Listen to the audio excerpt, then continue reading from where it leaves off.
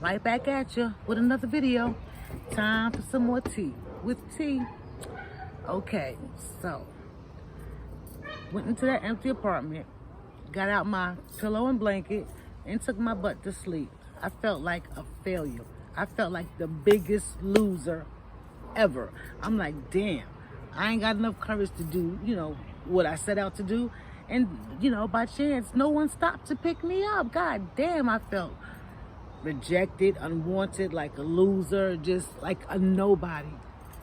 Because I couldn't get up enough courage to jump off the bridge. I felt like a loser.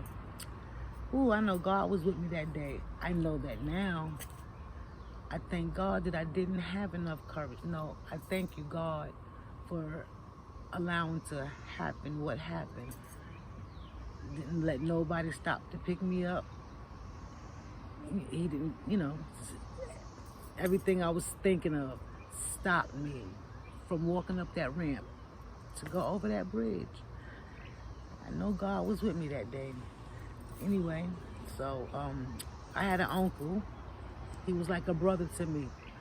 He was my always been my favorite uncle. He was more like a brother because he was just 5-6 years older than me.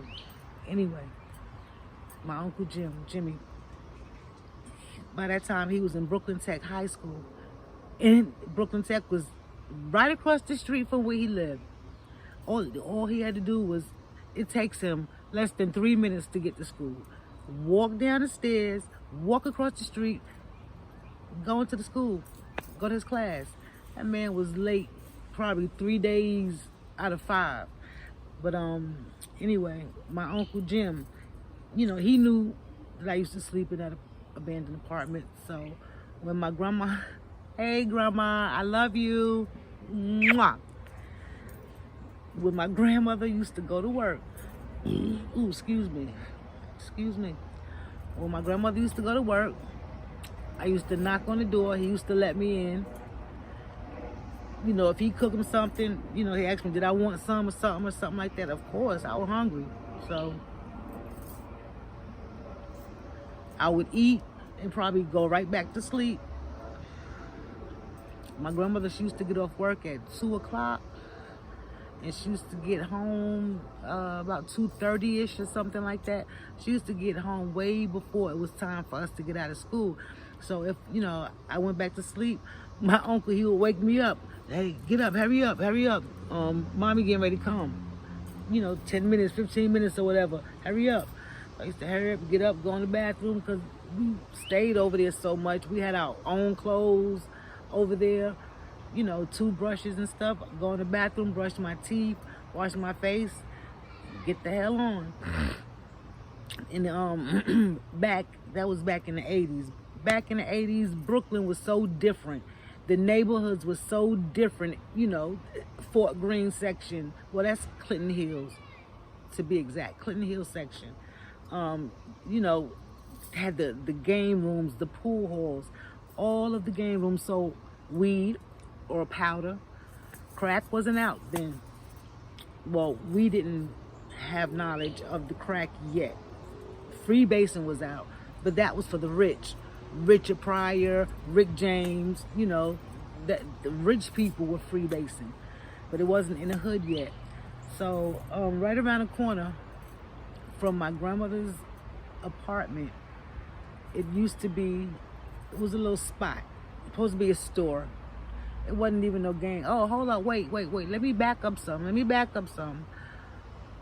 About 12. I used to hang out in the game rooms. The game rooms always had a bunch of dudes in there. So on Fulton Street, Fulton and South Oxford, it used to be a game room, Joe's Game Room. And so we used to go there from time to time, play some games, but it just so happened, let me see, it was probably about 83. It was a guy named Tuna that used to work in the game room for Joe. Joe was an older man, so I'm sure he sold coke at that spot. I'm sure. Because, you had to pay rent on them places. You ain't paying rent with just video games. I think he sold a little stale food, not much. But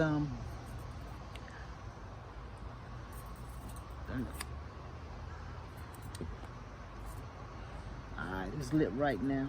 So, you know, I used to go in there, he used to say a couple of words to me, and I used to think he was so fine. So fine. Tuna. I don't know where he got that name from.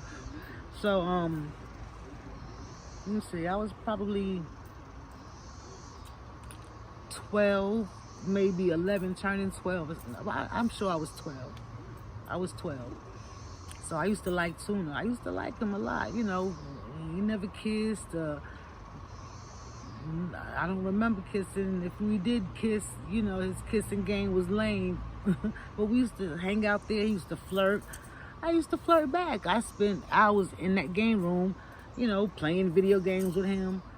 Any place that there was someone there to show me attention, that's where I would, you know, place myself at. That's where I would fix myself right there. Any place where a person showed me some attention, especially males. Yeah. So, you know, I used to hang out over there only because of Tuna. You know, I used to think he was my boyfriend. So one day we was talking, and of course the subject came up, virgin, yada, yada, yada. I'm not sure what he said, because if I was 12, he had to be about 15, maybe 16. So, you know, I'm a virgin, and yada, yada, yada. Oh, I guess it's a lot of men's fantasies to have a virgin. But at 16, I would think that, you know, most females are virgins. Anyway, one day he asked me to come spend the night at his apartment. He lived with his parents. I believe his brother, maybe he had a sister lived there too. So he asked me to come spend the night. You know, we made plans to do certain things. So I said, all right. He told me what time to come. And I was there. He lived in the Atlantic Terminals. He lived in the terminals. Told me to come that day. I was there. Let me in the apartment. Mind you, I spent, let me see, that was about 12, 1, 2, 3, 4, 5. I spent about 6, 7 hours up under the fucking bed. I know he lived with his parents, but we was in the damn living room. If you didn't have your own room, why the fuck did you tell me to come spend the night with you? He kept, you know, he was paranoid. I guess in his mind, it would have been easy because when he's home, they don't come out the room after a certain time. They fall asleep or whatever. But he was just paranoid that day. He kept hearing stuff. I think he let me come from up under the bed maybe twice. And it was no longer than 5 minutes. So I'm saying to myself, why the fuck would he tell me to come? But 3 or 4 o'clock in the morning, I wanted to leave, but he was like, nah, it's too dangerous. Just wait till it get light outside. I was just so fucking mad. I told him I didn't have to go far, but he was like, nah, you know, please don't be out there 3 or 4 in the morning. Please don't. You know, I know I'm the one who actually come here, but if something happened to you, it's going to be on my conscience. So I stayed till it got light outside. And then I went probably to my grandmother's building and slept, you know, in that abandoned apartment until she went to work. Knocked on my grandmother's door. My uncle was there. He answered the door, let me in, you know, routine thing. That was probably the last time I ever kicked it with Tuna, because I'm like, this is some lame ass shit. And then the way that he was acting, I knew he wasn't on no drugs or nothing, but you know, who's to say that, you know, I know Joe sold powder. Who's to say that he wasn't? The shit he was doing, I'm under the couch bed, the pull-out couch. He bent down on his fucking hands and knees talking to me. Yo, I can't make this shit up. I'm like, what the fuck? He on his hands and knees, literally, while I'm up under the motherfucking bed. Shit, I should have just told him, yo, put your fucking clothes on and walk me to my grandmother's building. I had to spend hours up under that bed. Then he I ain't never told nobody this shit. Never. He talking to me while he on his hands and knees and he start hitting his head on the floor, saying something. I'm up under the bed. Oh my God. Please, please, daylight. Please hurry up and come. Please. I'm like, fuck. He was saying something about he was a loser or something, some shit. You know what I'm saying? Because he got me to come to the apartment. And he didn't even have enough heart to do what he said he was going to do. If you didn't have your own fucking room, why did you even invite me over? Maybe he did have his own room, his own space if his brother or whoever wasn't there. I don't know. And I never took the time to find out. I might have seen him a couple of times after that. 2 or 3 times, but, my conversation, with him was real limited. Then I just stopped going to Joe's game room because that's when I started talking to Oscar. That's when I started talking to Oscar. Then, at that time, I was smoking at least a tray bag a day. Just to cope. My life, I felt like it was so fucking stressful. So stressful. When I was young, I was 12 years old, I felt like my life was stressful. It's hard. It was hard for me. Living in a house with my sister, she did not like me. She really didn't. My sister never really liked me. She never treated me nice. When we used to be around my aunt and uncle, it wasn't just me and her, so she wasn't so focused on treating me like shit.